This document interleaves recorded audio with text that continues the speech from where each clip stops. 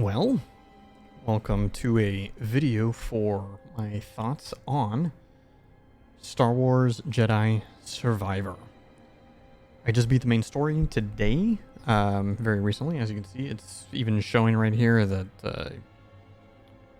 want to go ahead and do a New Game Plus or New Journey Plus, same thing. We get some new stuff that's available in the game. So it should be noted I played this game on PC and I played it on the Grandmaster difficulty, the hardest difficulty in the game.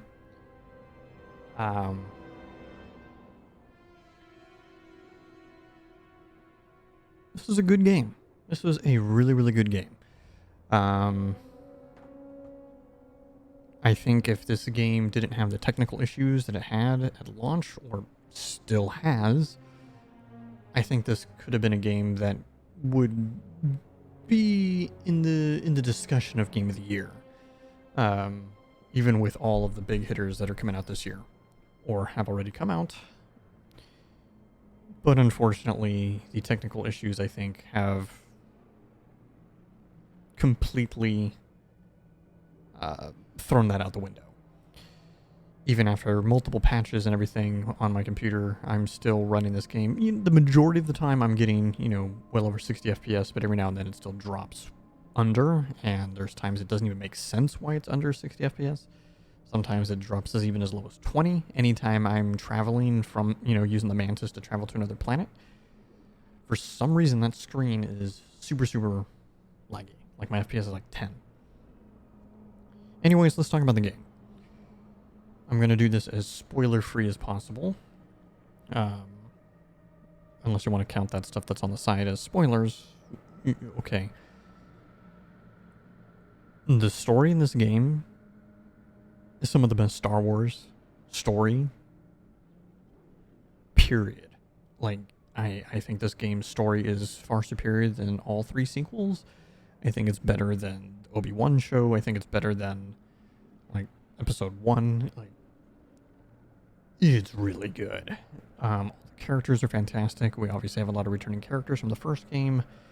The voice acting's fantastic. We have a bunch of new characters that really fill out the cast. There's a lot more just random NPCs in this game, which is great. And this story has a lot of twists and turns. I think it's really good. I think the story in this game is really, really fantastic. 10 out of 10, honestly. The story's 10 out of 10. Characters, 10 out of 10, with maybe one or two that it would be okay. Could do a little without, but, it is what it is. Music's fantastic. And so this game does do something sort of that I really wanted the first game to do, which was really reward you for exploring and doing side content. So this game does reward you better than giving you a poncho. Okay? The first game, your rewards was either ponchos or extra stim charges. This game gives you more stim charges. Obviously, that's still in there. The cosmetics is still a reward, but it's far better than just ponchos, okay? To the point where it's actually, for someone like me too, it's actually worth it. But you can also, there's a lot of exploration for increasing your health, increasing your force power, and giving you skill points and things like that. So it's really worth it to explore. Whereas in the first game, I kind of almost gave up. What's the point of exploring? I don't want a poncho. So now this game still does lack the RPG elements, and I've heard a lot of other content creators kind of talk about why, theorize why they don't want to do the power creep of an RPG, because these games are canon to the Star Wars, including the Disney and stuff. Cal Kestis could show up in one of these live action shows, or if they do another animated series or something like that. So they don't want it to seem, the power levels be really wonky. It's a video game, though. It doesn't matter. Who cares? I mean, it's already really off when you have to hit somebody 5 times with a lightsaber before you kill them. So I don't think that would really affect people's interpretations of people's power levels and things like that. So I don't know. I would have liked more RPG stats, levels, and things like that. I think that'd be cool. But hey, you know, who knows? Maybe they will do something like that in future games. Regardless, love it. Okay. The length of the game was much longer. The level design, I thought, for the most part, was superior to the first game. I will say I kind of liked Zepho. I think that was the planet quite a bit in the first game, but whatever the planet is that you fight the ATST boss towards the end. I like that planet a lot, but in this game, everything is fantastic. All the levels are great, even the world that I think is my least favorite. It's still great. There's a lot more puzzles, there's a lot more everything.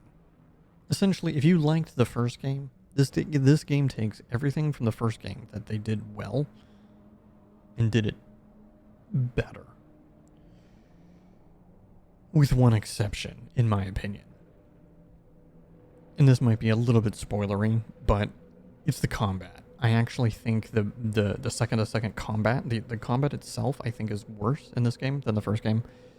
Because I think they're trying to toe the line of it being like a hyper action RP, like a hyper action third person action game, like a Devil May Cry, as well as a Souls-like, and pick one of the other guys. You know what I mean? Like, people are gonna love it either way, but really lean into one of them. Like, don't split your combat up.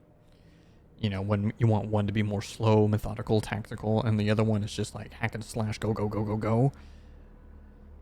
I don't know. The combat in this game, in my opinion, is just worse. It's still serviceable, but it is worse. And that's probably my biggest complaint with the game. Like, anytime I got frustrated with the game, there'd be times where, like, okay, so this game has like a block meter bar. I can't remember if the first game did too. I'm going to say the first game did. And then once that meter is drained, they should be staggered, and then so you can get in hits, right? For the most part, that's how it works. Sometimes, however, the game's like, meh, we designed a couple mobs that, you know, they have that bar, but even if you drain it, they still don't get staggered. What? I don't understand. Yet it works on bosses, or most bosses. I don't know. Or when, like, certain mechanics change mid-fight, and this is actually going towards with bosses. And I don't mean, like, mechanics like, oh, they got different movesets and things like that. That's totally fine. I mean, like, okay, you drain the stamina bar or block meter bar, and then get staggered, and then you can get your hits in. Oh, now it doesn't work. What? I don't know, man. It definitely has led to some frustrations. I had 2 bosses in this game that I probably put in over 3 hours of attempts before I finally was able to beat the boss. And there was like an insane difficulty ramp up. For the most part, like 60 to 70% of the game, all the main story bosses were easy or just, you know, average, and then it just went super skyrocketed difficulty. Like, every boss after a certain boss at a certain point in the game was just really, really hard. And I'm just like, okay, it'd be one thing if this is just the way it was from the beginning, but I don't know. It was a little weird. Yeah, I also love the going back to things that I think are good, because the combat's really the only negative of the game, in my opinion. It's pretty much the only negative. Not obviously talking about the technical stuff. I love the more Metroidvania style that they kind of got going on, where like you unlock things, and now you can go back, and you can now access more areas. You unlock something, now you can go back and access more areas. You unlock something else, you can go back and access more areas. And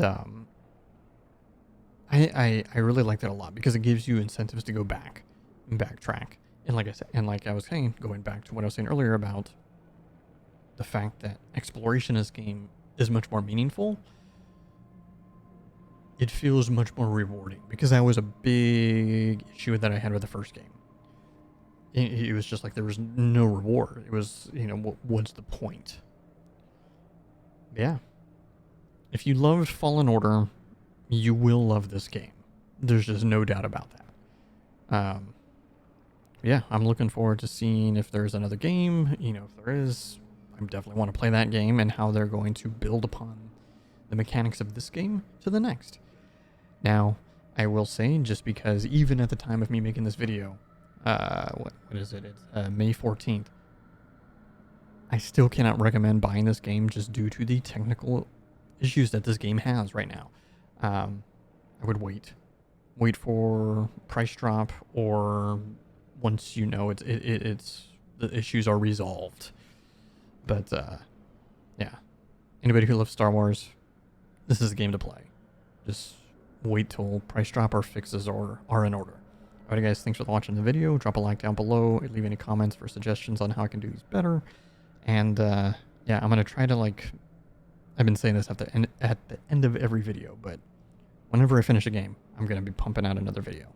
Alright guys, see you later.